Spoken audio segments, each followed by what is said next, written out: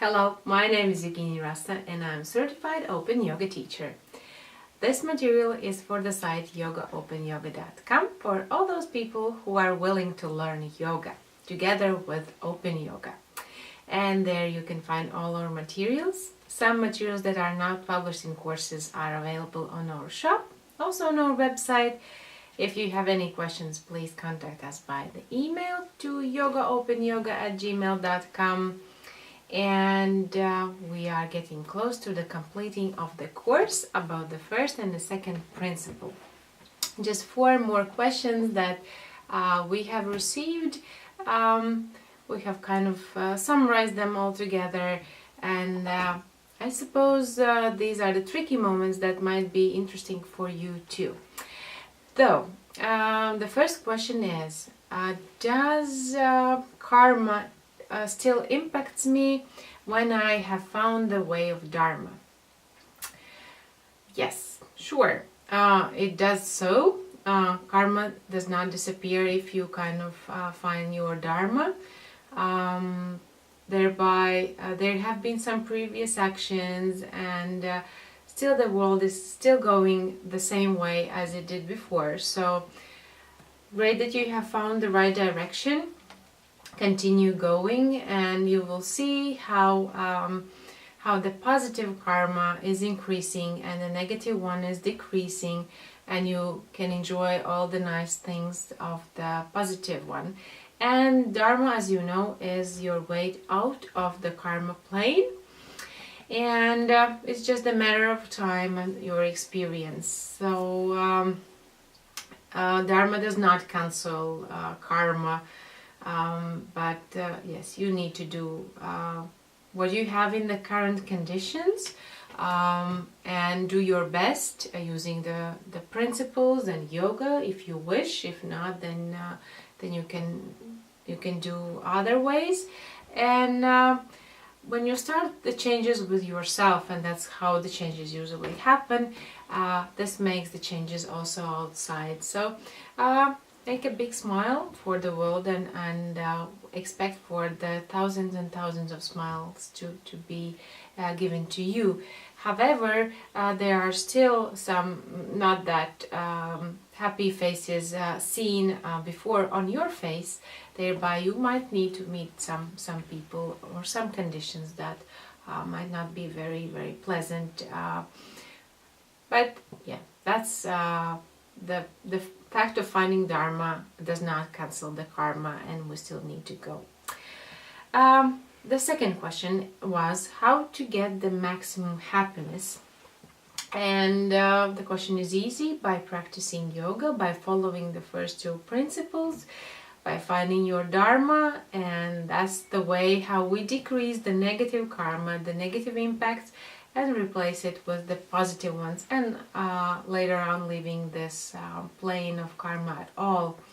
So there are always some movement in the world. You can't, if you get too lazy, there will be conditions pushing you, or if you get too much fun, or there might be some things bringing you back. But it all depends on your previous actions and things you have done.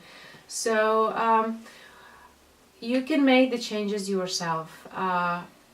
You can use the first 2 principles of yoga. You may use some other ways, but the most effective, as our and long-term experience shows from the ages, is that by following those 2 principles. If you follow only one principle, it is very good, but sometimes this path is slippery, and we kind of tend to go into extremes, requiring more time, more efforts, and getting not that much fun that we could get. The question number 3 is, what about the situation when the same action from the first principle of yoga looks good and bad? When there's only you, things are more or less clear. When there's only the first principle without the real conditions and real people, it also looks quite clear. And a lot of decisions we are forced to make quite fast. or sometimes we think that we need to make them fast even though we have some time. And it's good to take at least 10 seconds if you are trained, or 10 minutes, or maybe 10 days or 10 years to make the right decision that suits you. But often we just kind of lay on our instincts and do as we are used to. If you can analyze, then try to find the best solution for the people, all the people who are there. And this might not be the best solution for you, like from the very first perspective, but when you take care of the world and people around you, you will notice how this simultaneously happens regarding you, and some problems that you had to face and were not able to solve themselves. So trying to find the best solution is the best choice. And probably yes, some decisions you might not like, and some situations we might not like, and we might get provoked or aggressive. But it's we have to think, is it our duty to get involved in this situation? Maybe there are some other people who are much better, more talented in solving these situations, and it's their duty to do it. So maybe this is the solution. Not a one answer, not like yes, do this, do that, but that makes the life interesting and exciting. And then the last one, that we talked about the karma, and if something bad happens to a person, then it means that this person deserves it. Should we really feel sorry for the person who is suffering?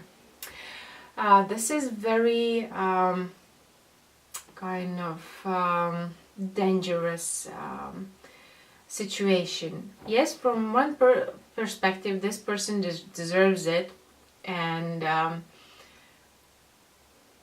but it's not our duty to kind of have fun over the person's problem, or not being willing to give a helping hand. And this is the way how all the wars have started. And if we are not helping to improve the situation, as we are the one universe, then it's just a matter of time when these problems start coming in our world, into our personality, our family, ourselves. And actually karma is a very simple law. It is not complicated. However, situations in our life are tricky, and they are just the reflections. There's also very fundamental principle of yoga, or the third principle of yoga, also the principle regarding the refusing from the suffering.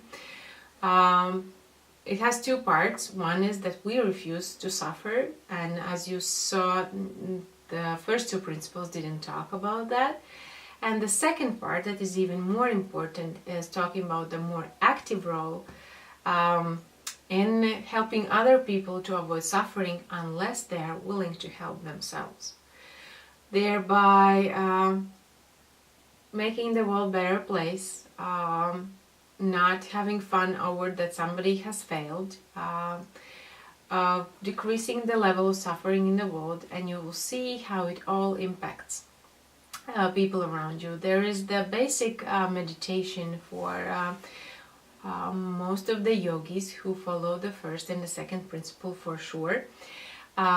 Wishing happiness to people you love, who love you, for the people whom you don't care about and who don't care about you, who are just like strangers to you, and for your enemies and the people who foresee you as an enemy, because you never know when these three groups mix together and how they mix. Well, your enemy becomes your biggest friend, and your biggest friend might turn in your largest enemy.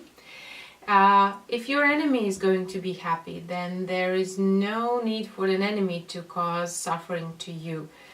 Thereby, this entire course was devoted for your chances to become more happy, to decrease the problems you have caused yourself, and not blaming other people for the problems you have, and still being kind and being ready to help other people, to help in their problematic situations if they are willing to help themselves. So just imagine yourself, have run into the trouble, and would you expect everybody pointing at you, oh, you see, that person failed, yes.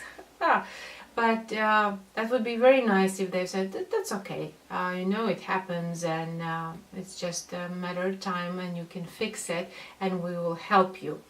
Thereby, if you are up to more knowledge in yoga, you have the test and the homework coming up, and I hope you get some inspiration for your yoga practice, and try to give a helping hand if you are expecting to receive one for yourself. So see you soon, and the best wishes. Thumbs up!